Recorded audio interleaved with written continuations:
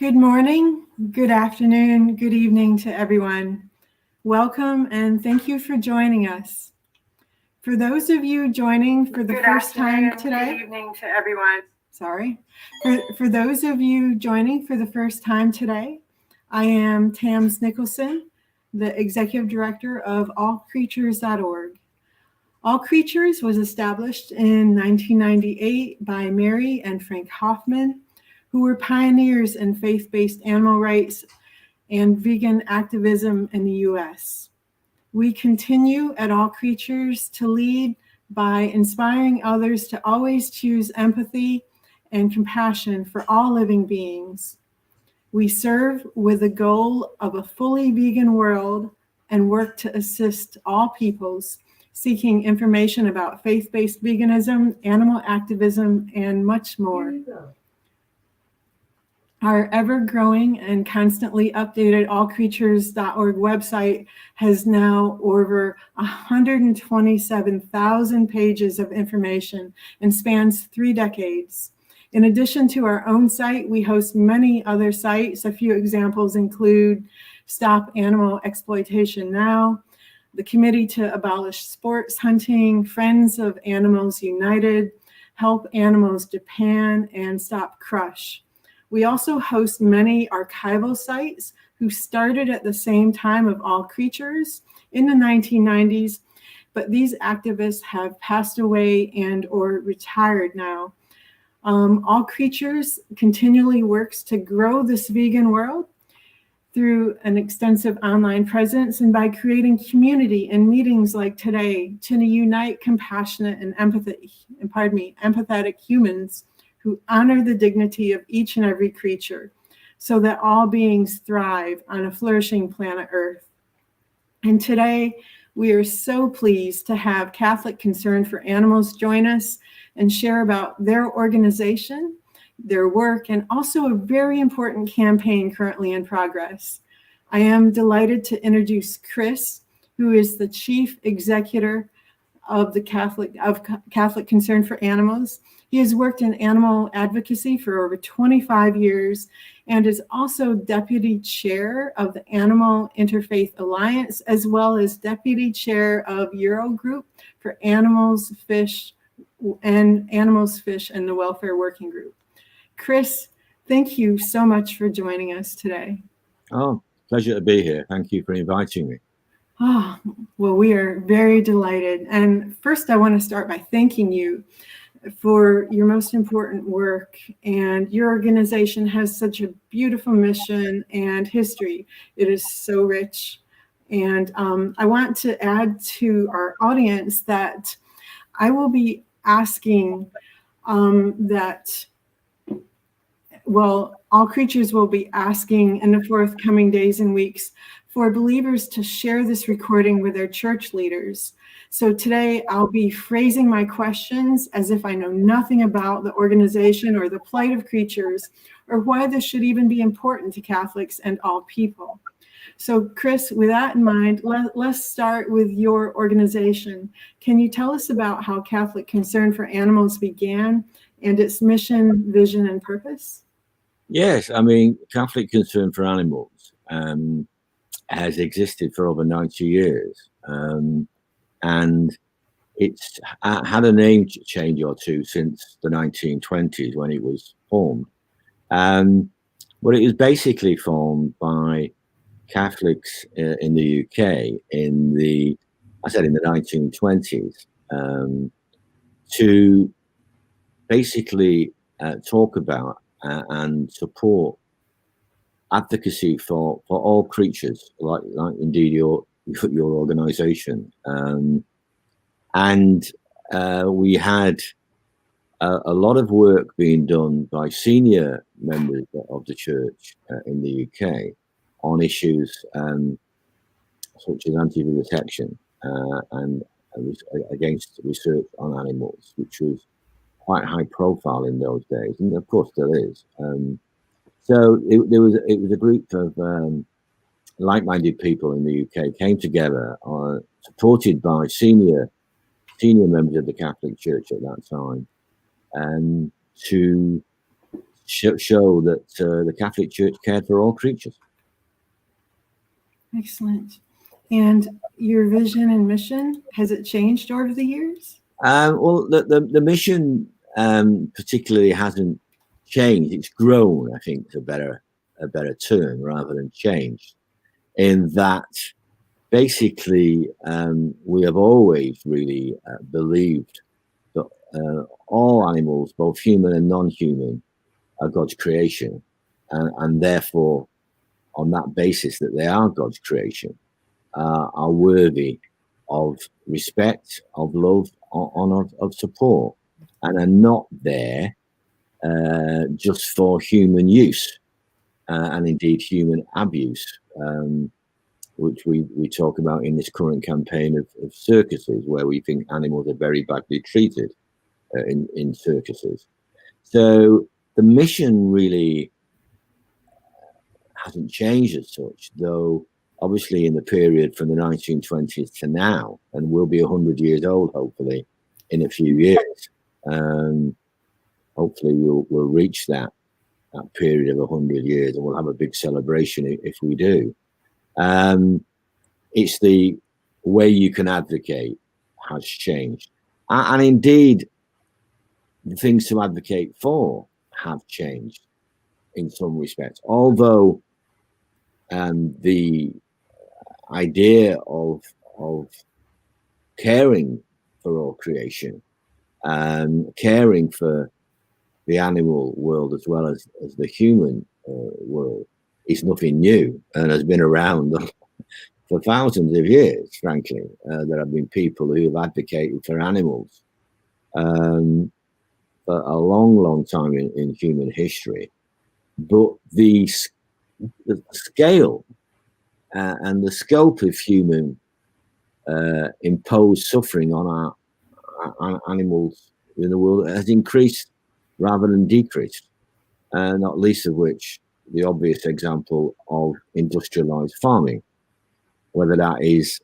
for land-based animals or indeed increasingly for animals that live in water, whether that is fishing in the seas, traditional fishing sea, or increasingly aquaculture.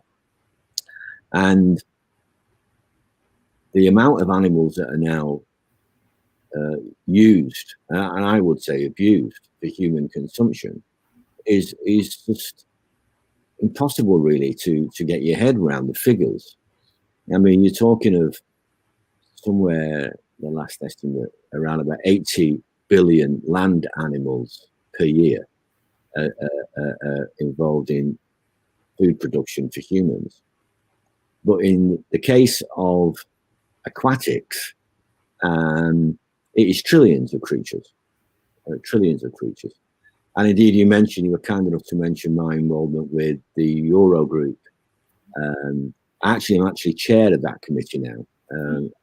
And we've renamed it recently and expanded its remit. It was the Fish Working Group for Europe, based in Brussels. We're now looking at all aquatics, not least of which because, and I know this is happening in the US as well as in Europe, there are attempts to farm other species like octopus. Yes. I know this is an issue in Washington, I believe.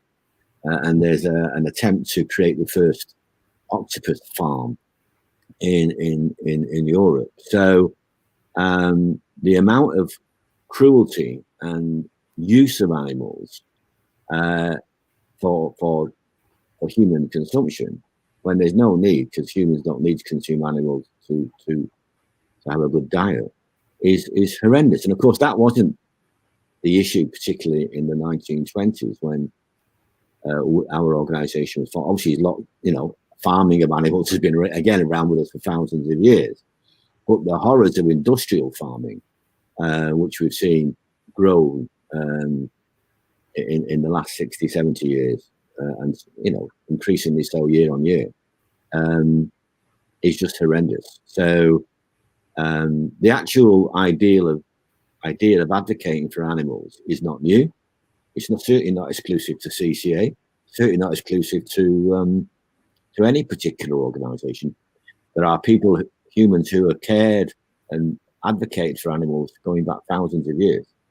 But the abuse of animals now, I would argue, is worse than it's ever been in our modern world, than ever before in history, because of the industrialization of farming.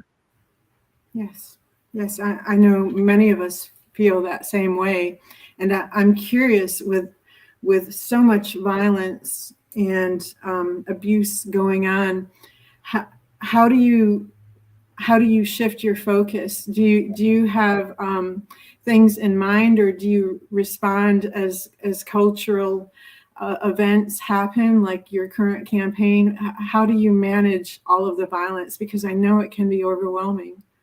Well, it is overwhelming in its magnitude, and we're an educational charity. So our remit is to educate on the need to care for the human creation. And we do that primarily because we are, Catholic concern for animals. It's the first word there is quite significant. It is Catholic concern for animals. So we aim primarily at the Catholic community, and by that and this is relevant to the current campaign. Actually, we talk about the whole of the Catholic community, and again, figures always changing, but there's somewhere between 1.4, 1.5 billion Catholics throughout the world, and they're in every continent. Frankly, you'll even find Catholics in Antarctica who are on missions there in the Antarctic bases. So they're everywhere. Obviously, a lot of Catholics in the United States, of Christians, obviously, of other denominations as well. But you find Catholics in places that, to people, when you first say it to them, are quite surprised. For example, there are 10 million Catholics, around 10 million Catholics in China, and the Catholic community in China has been basically attacked and demonized by the Chinese state for decades, victimized, oppressed, and there's still 10 million of them attacked. And then you look at somewhere like, and that's obviously because of the size of the population of China. I'm certainly not saying Catholics are a majority of the Chinese population, obviously far from it, but the sheer size of the Chinese population, there are a very large number of Catholics. And then you look at India, another obviously country of a huge population that you wouldn't really imagine was very Christian, because it's not. It isn't a Christian country. But there's 20 million Catholics living in India. Now, if you put that in perspective, in the UK and Ireland is obviously a very, very traditional Catholic country, there are probably around about 5 to 6 million at most. So in India, you've got 3 or 4 times as many Catholics living there as you have in a traditional Catholic country like Ireland, and obviously the UK as well, if you put them together. So we advocate to all of those people, not just to, and this is what I've been trying to explain during this current campaign, not just to His Holiness. Obviously the Pope is the head of the Catholic Church, and our current campaign obviously is trying to get our message to the Pope and the Vatican about the issues we want to raise. But the campaign is raised at 1.4, 1.5 billion people. We're saying to them, this affects you. And we want you to be part of this campaign, and we want you to hear the message we're trying to deliver. So the message is for the Catholic Church. And the Catholic Church is not just a building in Vatican, in St. Peter's Square. It's not a building. The Catholic Church is not a building. It's a community of people who adhere to the Catholic faith.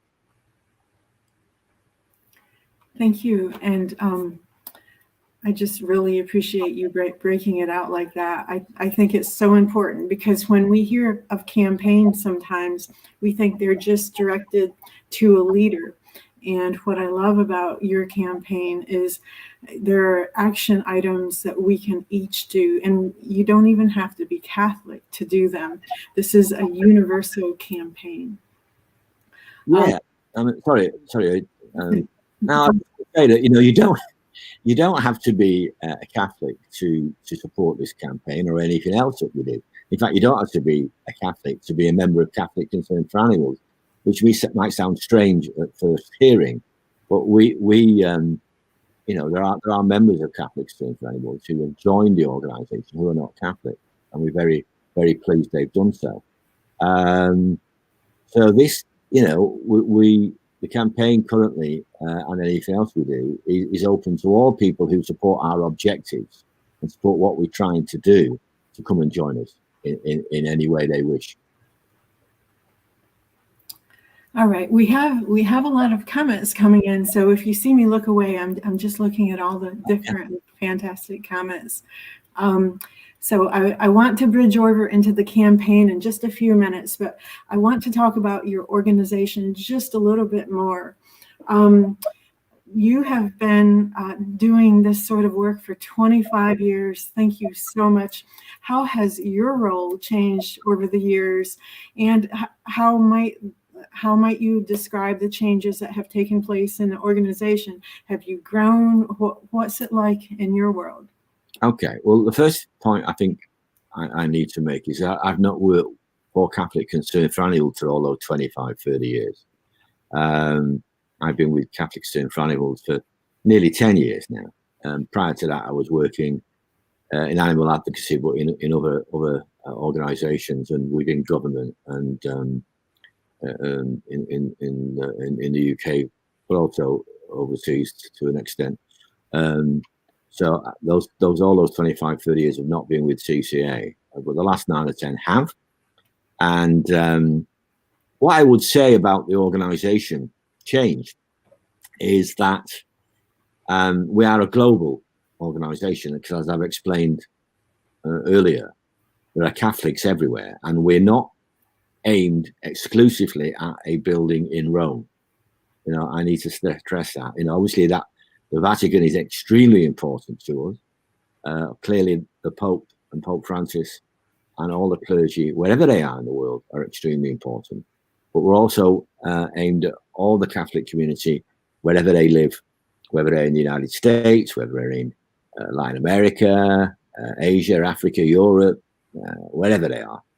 Even those few that might be on Antarctic station doing some research, an Antarctic research station. And of course, as I said earlier, by using the example of India, China, and just compared to the UK, the majority of Catholics are elsewhere from Europe nowadays. I mean, people traditionally see the church because it's based in Rome, because obviously Europe has been a very strong Christian part of the world for a long time. They see the church, the Catholic community, based in Europe, but of course that isn't the case. If my figures are still correct, the biggest population of Catholics is Brazil, which is 125 million or so. A huge number of people. Mexico, 100 million. The Philippines, 100 million. So, and Africa increasingly so. Places, Nigeria's got a huge growing population, and other parts of Africa. So, so what has happened is traditionally it's very difficult to reach those people.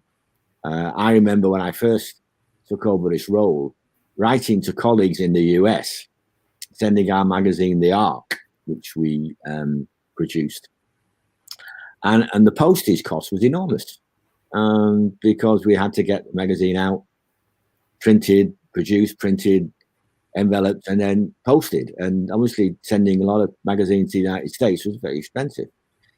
Now, because of the digital transformation the world has seen, we can have conversations like this, which I don't know how many people are currently watching this, but then there were people may watch a recording of it. Now, 20 years ago, that was unimaginable that we could discuss these issues in a way like this, and we could reach people I'm sorry to keep repeating this Antarctic weather station issue, but that's just an extreme example of where there could be people watching this right now, for all I know, if they're dependent on the weather and maybe they can get a signal from in the Antarctic weather conditions. But you know, that is the biggest thing I would say: the transformation of the world through modern technology, like we are using right now, which means that we can get our message across to all those Catholics, wherever they are, where we just couldn't previously do that with all the best will in the world. We couldn't reach those people. If these people want to engage with us now, they just have to go and click on their internet, whether it's on the phone or on their laptop or their tablet or their desktop or probably other things that I'm forgetting about.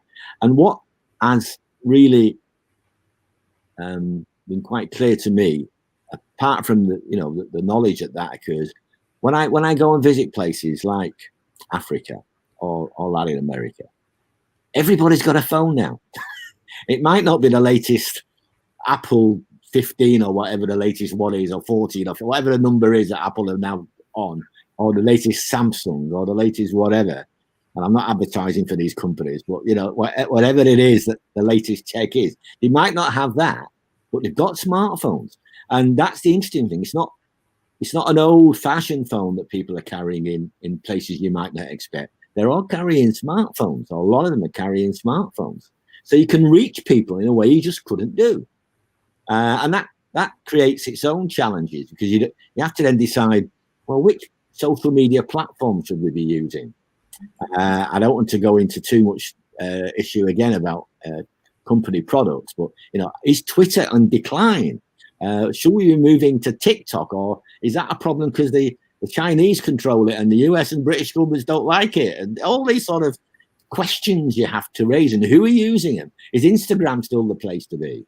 What's new what's the new platform on the block that everyone's moving to? So, but they are there and they can be reached if you manage to find the right platform and the right message for them. So that is the biggest transformation, I would say, the ability to reach people. That wasn't the case 20 years ago, certainly. Yes, and internet and all of the technology, I'm a geek, so I love it, but it's both a blessing and a curse in many ways.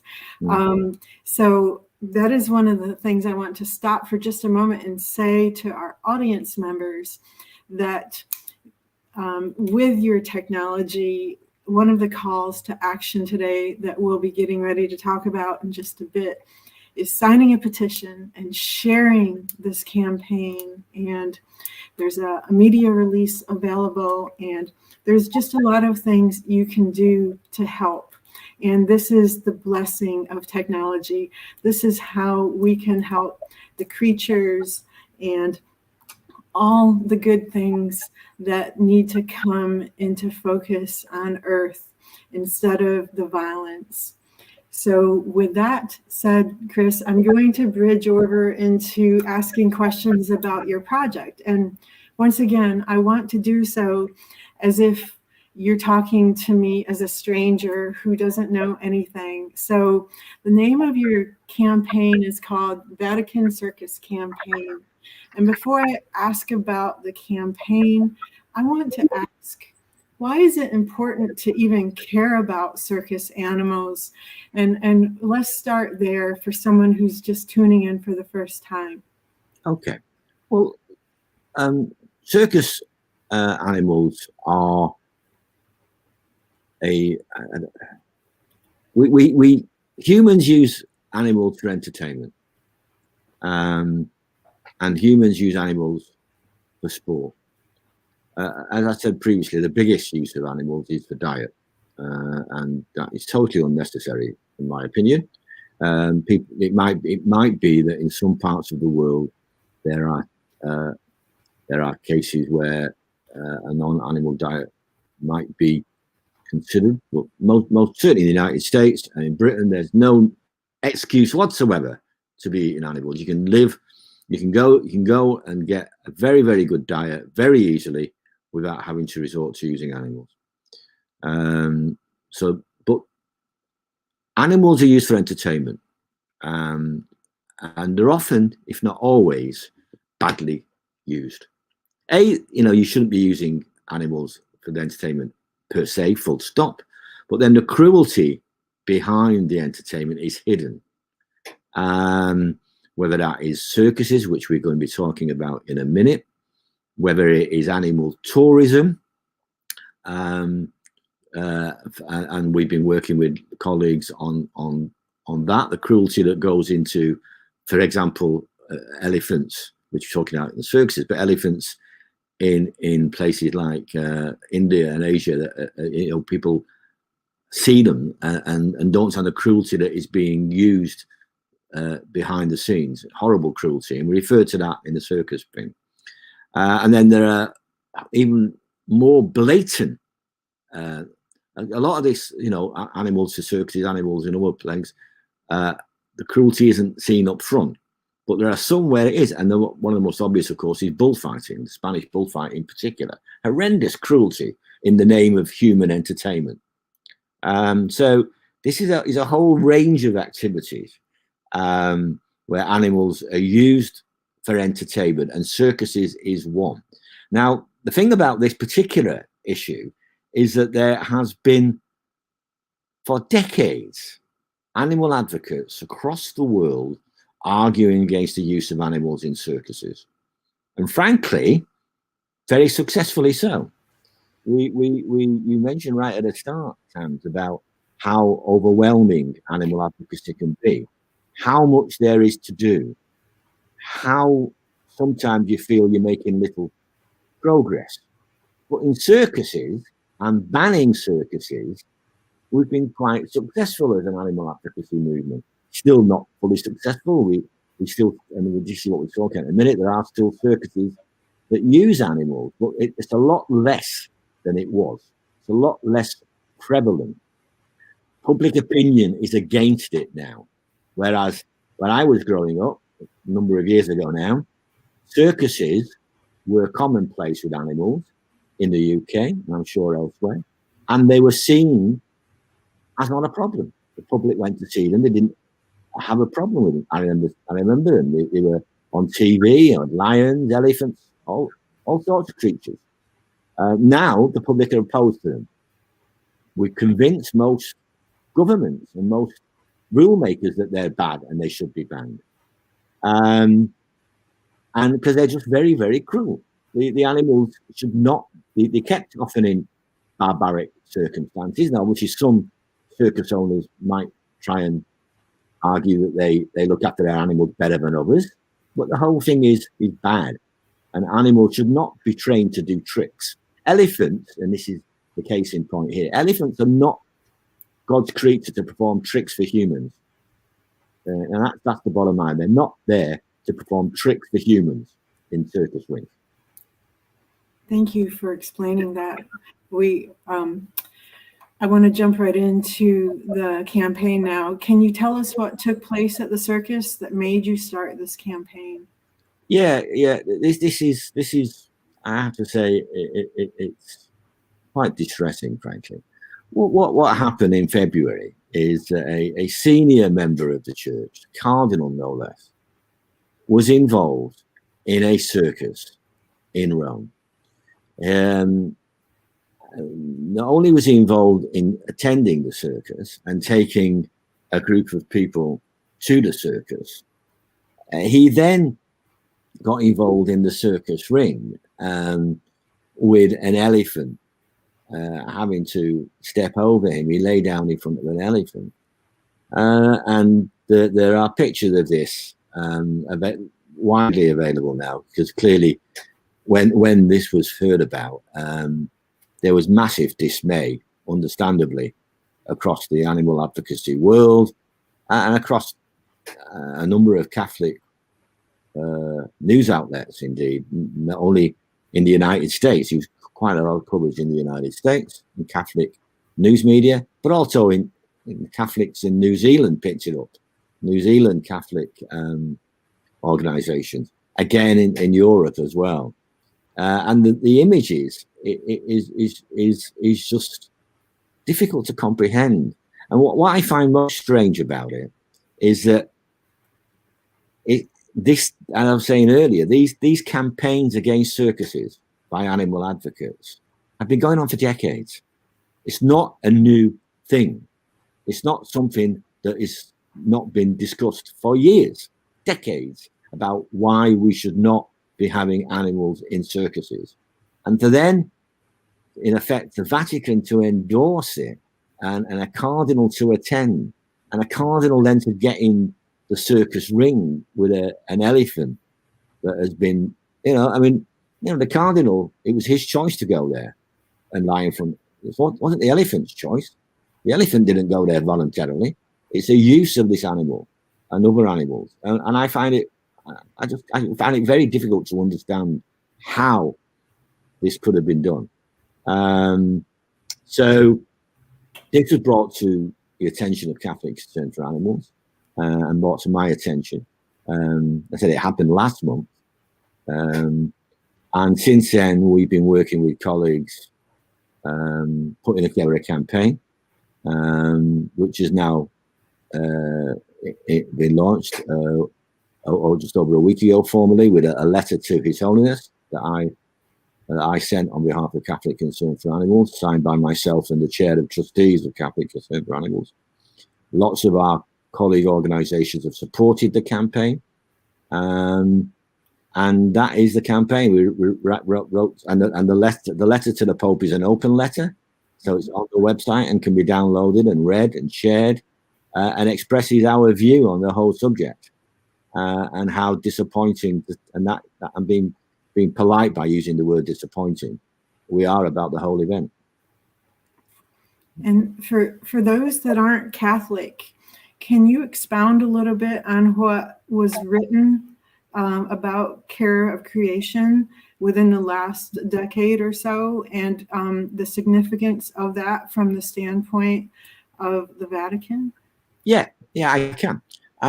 It's actually 10 years since Pope Francis became Pope. And in fact, it's pretty much 10 years at the moment. And there's a lot of discussion and activity in the Catholic community about those 10 years. And obviously marking the 10th anniversary of his papacy. But one of the first things he did when he became Pope, and we were involved in helping or trying to influence, shall I say, the drafting of this, was he produced an encyclical, which for those who are not Catholic is basically a very, very important document in Catholic social teaching.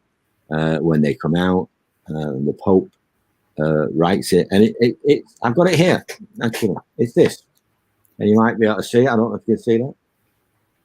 Laudato Si on care for our common home. And this was encyclical letter written by Pope Francis. And as I said, we at Catholic Concern for Animals tried to we wrote a whole paper in advance of the publication, sent to the Vatican. In fact, I went to Rome about 6 months before the final version was published, to try and ensure that our views were heard in advance of the encyclical. And it's a very, very positive document, and not as positive as perhaps we would wait. You always want everything when you want a document coming out, and you rarely get everything in effect what's a policy paper. But to give some history, Pope Francis wrote it ahead of the famous Paris COP summit on climate change, and he wrote it to influence those discussions ahead of that climate change summit, which again I went to in Paris that year, all those years ago. And everyone talks about the Paris summit now still as, in regard to climate change discussions. And he wrote it to all the people of the world. And I believe I'm right in saying that it's the first papal encyclical letter that was ever written to all the people of the world, Catholic and non-Catholic alike. It was to all the people of the world. He didn't write it just to the Catholic community. So it was a groundbreaking encyclical in that respect alone. Then it had a lot to say about the environment. It had things to say about animals as well. And again, you know, being Catholic concern for animals, we always want more, as you do when you're. But it was a very, very significant document. In fact, it was welcomed by practically everybody, Catholic and non-Catholic, as a major contribution to the debate on the climate emergency, climate change. And what we've said in our letter to His Holiness now is that the actions of the Cardinal in going to this circus and engaging in the circus ring with this elephant is contrary to what Pope Francis wrote in his encyclical. And I said the letter is an open letter, so people, if they wish, can find it on our website, download it, read it, share it, whatever. But we actually talk in the letter there about how we think that what has occurred is just contrary to the writings of the Pope in the encyclical. And I'll just quote one paragraph, if I may, that alludes to that. And it basically, we say that we don't understand the reconciliation between what Pope Francis has said and the actions. And that is the gist of the letter, in effect, to say that, you know, we really don't understand how she's now Catholic social teaching, which is now, you know, quite established, long established in our thought, how that can be reconciled with what happened in Rome in February. And we just don't understand it. And we pointed this out to His Holiness, expressing our dismay and saying, you know, why did these two things occur?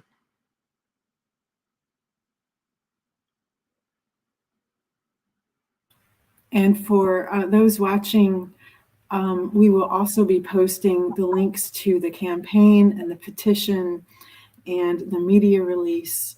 And the letter is available on the campaign page, and you can actually scroll through it and read it, or even download it if you wanted to write a similar letter and send it to the Pope. All of those links will be available during the Q&A part of this interview, and also afterwards on another page that I will provide as well.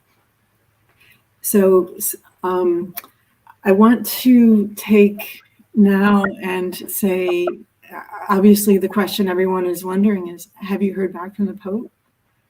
Not yet. Not yet. Now, what I would say is that the letter went by old-fashioned mail, hard copy, old-fashioned. What I spoke earlier about digital communications as compared to the old-fashioned mailing system. This letter went to His Holiness in the post, and I don't know how long it takes to get to the Vatican. And nowadays, we sent it first class. That makes a difference. But we haven't heard back yet. We're hoping to do so very shortly, but we haven't done yet, I have to say. So beforehand, you and I were talking about what people could do, and then Vita suggested something as well. So would you like to tell us now what people can do to not only help the campaign, but also maybe other calls to action concerning this that you would suggest to them? Yeah. Well, there's two things, and I'll start with what may appear to be the most obvious, but perhaps isn't the most obvious, which is don't go to circuses with animals. that is the most obvious thing, and I'm sure people watching live now or watching this broadcast are the types of people who wouldn't go to a circus with animals. But that's the first point. Don't go to any, and I'd widen it and say don't go to any of these entertainments, so-called entertainments, so-called sports, that involve animals. And you know, circuses is one, and I've said there are many others. So first point is, don't go to anything that's supposed to be an entertainment that involves the use of an animal, because the animal has had no choice. The animal's not there voluntarily. The animal's not getting paid. The animal's not there if it's free violation. So don't go, and tell your friends and colleagues not to go. And that, you know, is a wider thing than circuses. Obviously, the campaign is about circuses, but it could be, you know, we don't like horse racing, for example. We think that's cruel. We don't like bullfighting, an obvious example as well. All these things, do not go to these things yourself, and try and encourage your friends and colleagues not to go also. That's an obvious thing, but it needs to be stated, because sometimes we forget about that itself. We're not just saying that the Pope, cardinals shouldn't go. Nobody should go. Point one. And then point two, regarding the campaign, is please support the campaign. Again, a fairly obvious ask, but the ask can come in various different ways. What I would strongly hope people will do is go to the campaign website page, and then there are various things on there. There's the link to the petition. Please sign the petition, share the petition, ask your friends and colleagues to sign the petition. If you've got an active social media presence yourself, retweet. If you got Twitter, throughout this, our posts, or Instagram or Facebook, they're on various different platforms. Share them. Encourage your friends and colleagues to sign the petition.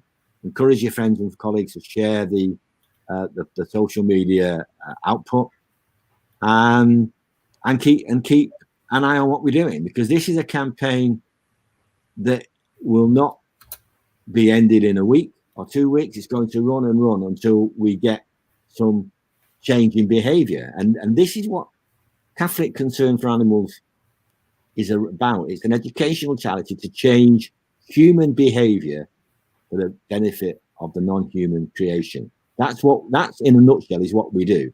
We try to encourage humans to behave better to animals, whether it is in their diet, in their clothing, in their entertainment choices, which is what we're talking about here, or any other way that they interact with the non-human creation. And so please, our asks are: A, don't get involved yourself.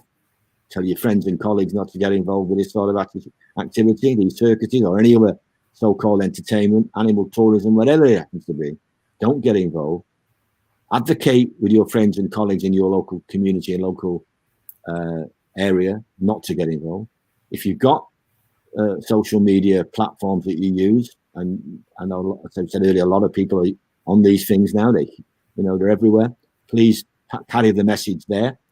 Sign the petition, and keep an eye on what we're doing. And that, in a nutshell, is what we'd like you to do. Thank you, Chris. And from our perspective at All Creatures, we also want to encourage you to share this video so that church leaders or your fellow brothers and sisters in Christ, if you're a Christian, can see and learn the truth and know that our treatment of creatures right now is just completely unacceptable on so many levels. So now we are going to jump over into the Q&A section. But before we do, I want to ask you, Chris, is there any points I haven't asked about that you'd like to make, or what are your thoughts? No, I don't think so, Tam. I think you've covered it enough. We're basically talking about, basic care from a Christian perspective, and from other faiths. It's not, that all the faiths have animal advocates in them. And what I would say, as I said at the start, animal advocacy has been going for thousands and thousands of years. We need to make it the case that not only those 1.4 billion Catholics care for animals, but the rest of the planet do. Other faiths and people of no faith put animals at the center and think about animals, and think about their daily activity. And I said, without wishing to repeat the point, unfortunately, most people on the planet's interaction with animals each day is when they eat them. So think about your own behavior. Think about how you interact. That's the key thing for us. We're educational charity. Try and get people to behave. Excellent. Thank you. And I am going to go off screen for a moment to gather some comments and questions that have been coming in that are stuck on one of the other platforms. And while I'm doing that, Vita is going to come online and ask you some questions. So I'd like to introduce our other staff person at All Creatures, Vita, who is just phenomenal, and we are so blessed to have her. So I'm going to step off now. Vita, would you like to ask your question? Yeah. Thank you, Chris, very much. I just want to reiterate that it's important to share this with everybody. This is not necessary. If you say you're not religious, then share it with your friends who are. That it's for anybody is interested in ending animal abuse. And absolutely. Everybody can take part in this campaign, whether they're faith or no faith. Yeah. And I just want to also encourage people, the catholic-animals.com is the website. Very simple. And you should go there and sign up for their great newsletter, which is just spectacular. I want people to know about that. Yeah, thank you very much. Yeah. I'm wondering, have you had any responses since you put the petition out from actual leaders, Catholic leaders? They are aware of it. Yeah. And what I would say is that I'm aware, and I don't want to name individuals because that would be just unfair. I'm aware that there are a number of clergy who signed this petition already throughout the world. I said, it's totally unfair for me to name individuals, not least of which because I'll forget some who'd signed it, and they said, why didn't you name that person? You didn't name me. So, but I know there are a number of clergy throughout the world who have already signed this petition. Great, that's wonderful. I'm wondering also, do you happen to know if you yourself or any other activists have gotten a response from the Vatican, from the Pope on animal issues? Oh, we work with the Vatican. I mean, they're not, the Vatican, for example, we mentioned earlier fish welfare and aquatics. Mm-hmm. We actually put a major conference on a couple of years ago now on fish welfare. And originally, that was going to be a major conference, international conference, face-to-face at a university in the UK. Now, unfortunately, for all sorts of reasons, but unfortunately, the pandemic hit and we had to move that conference online. Mm-hmm. We had great buy-in from the Vatican. Cardinal Peter Turkson, who was very significant, actually, in the writing of this document. Cardinal Peter Turkson is very well known for his involvement in the production of Laudato Si. Right. Gave a keynote statement to the conference.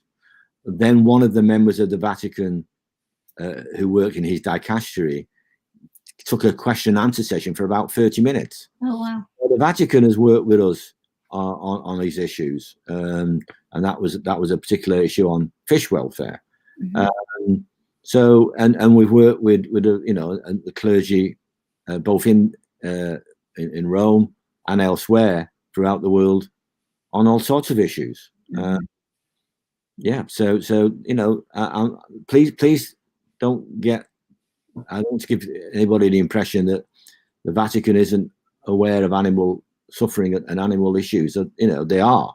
It's just that this unfortunate incident has blown up. Good to know. Good to know.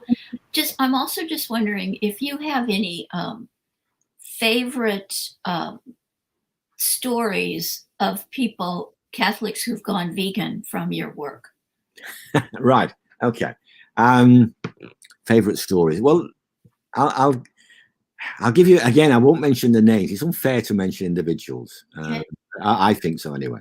I'll give you an example. I was, I can say I was in Africa because that's a big enough place. It can't be heard of. I was in Africa doing some work, and I spoke to a very, very senior member of the clergy, and as part of my visit, and he invited me for lunch, and we were having lunch with him and his staff.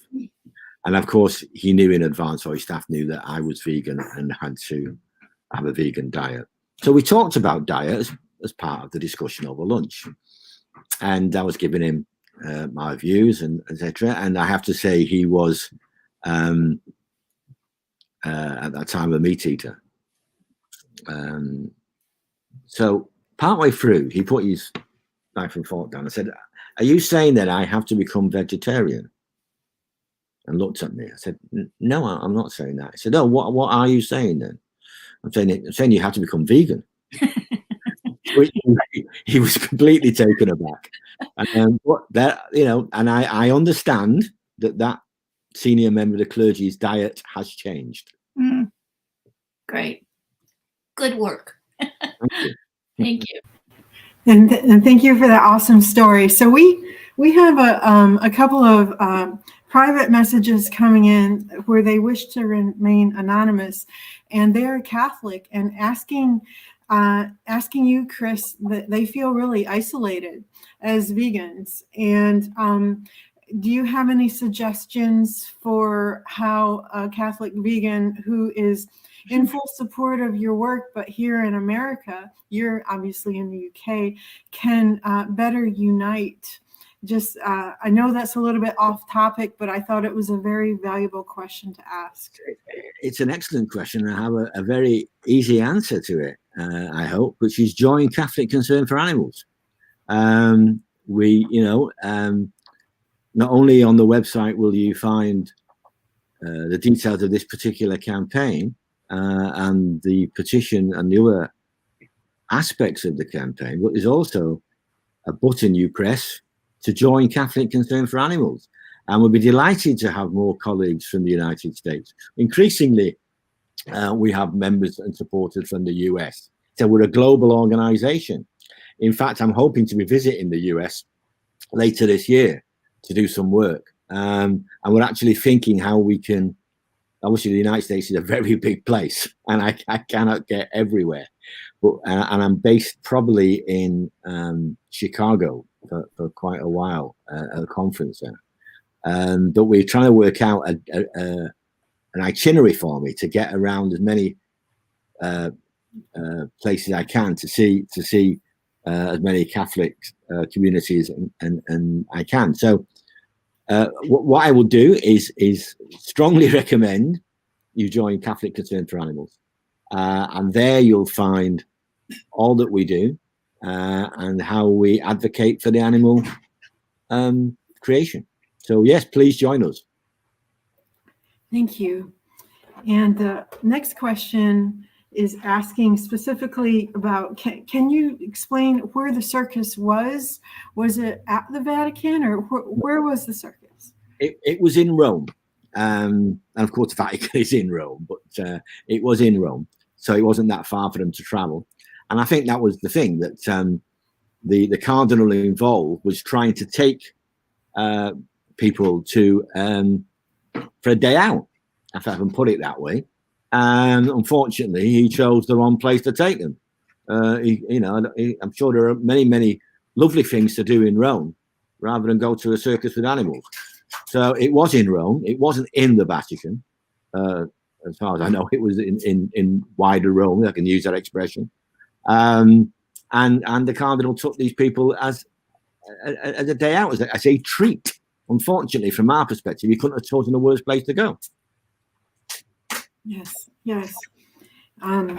So many other things come to mind, including sanctuaries. Well, I can talk about sanctuaries if you wish. We do quite a bit of work there. All right. That'd be interest to you? Yeah, most right. definitely. Well, we give support, financial support, to sanctuaries around the world. And that, again, is on the website. It's called the Phyllis Mary Trust. and we have given money all over. Recently, we gave money and support with colleagues. We worked with colleagues on this before we did it to help with animal rescue and animal support in the terrible earthquakes in Turkey. So we sent money to animal sanctuaries in Turkey and in Syria. We also very recently sent some money to Nigeria for dog support there. And we've given quite a bit of money over the last year to help animals in Ukraine, to terrible war in Ukraine. So we support sanctuaries and animal rescue centres throughout the world with hard cash, actually.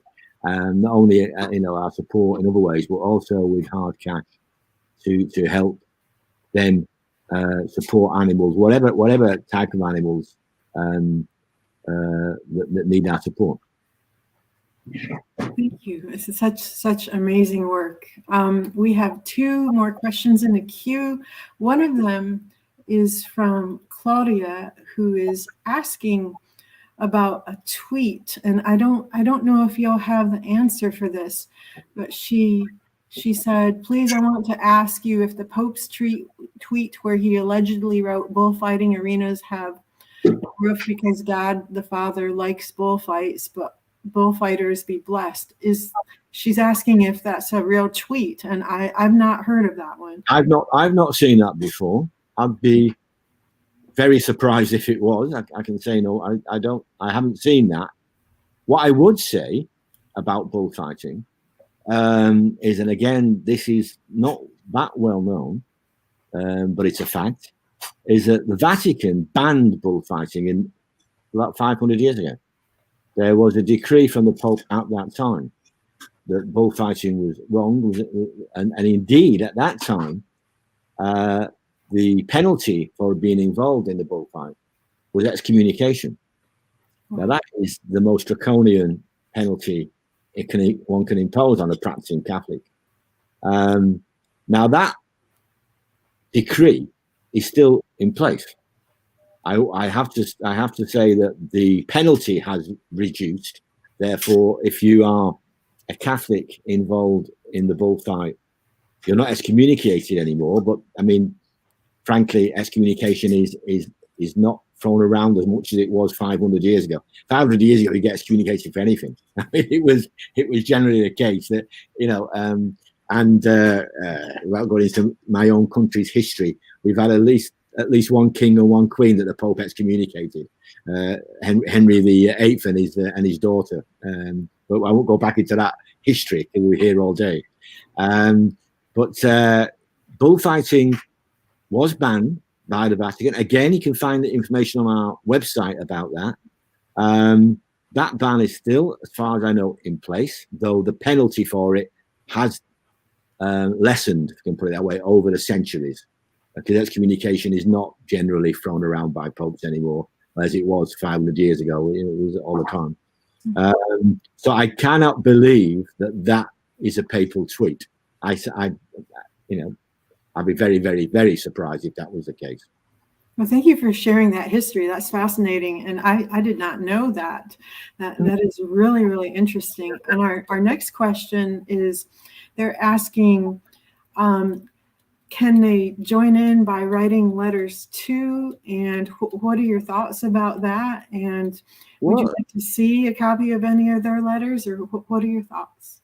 Well, of course, if people wish to write individually to His Holiness, then please do so, by all means. And not only write to His Holiness in the Vatican, and I said you have to do it by snail mail nowadays, but copy it into your local parish priest, copy it into your bishop, copy it into anywhere you can. Say, I think this is terrible. I'm writing to the Pope.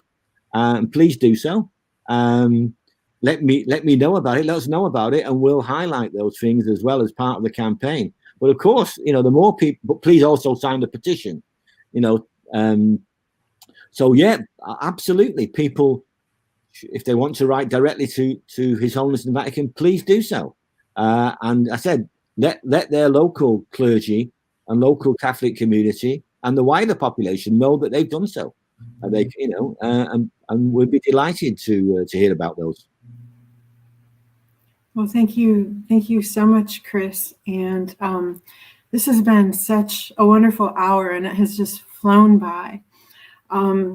We respect all the work that you're doing, and just want to lift you up in our prayers here at All Creatures, and just to support you by trying to get as many people possible to share your campaign on social media, to sign the petition, to share the media news release. Sorry, I'm getting some noise in the background. Let me mute for a second.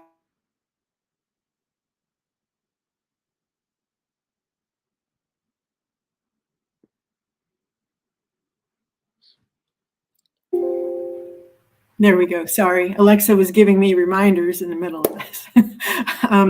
To share the media release, and to let this start really good conversations within your parishes, your synagogues, your places of worship, within your friends and family. Because until we all start speaking up and standing up together, these things will sadly continue. And when I say these things, I mean the abuse and exploitation of creatures, and us as humanity not recognizing it. So, Chris, I just can't thank you enough for your time today, and all the work that you're putting into this campaign, and all the great things you do. Thank you so much. Thank you very much for the opportunity today. Really appreciate it. Thank you. Well, we are going to sign off now, and we hope everyone has a wonderful Saturday afternoon in your world, and early afternoon in mine, and morning in Vita's world. So take care, everyone, and we look forward to seeing you at our next live stream, which will be Richard Schwartz talking about his new book, Vegan Revolution, or Revolution Vegan, on the 16th. Peace be with us all. Bye.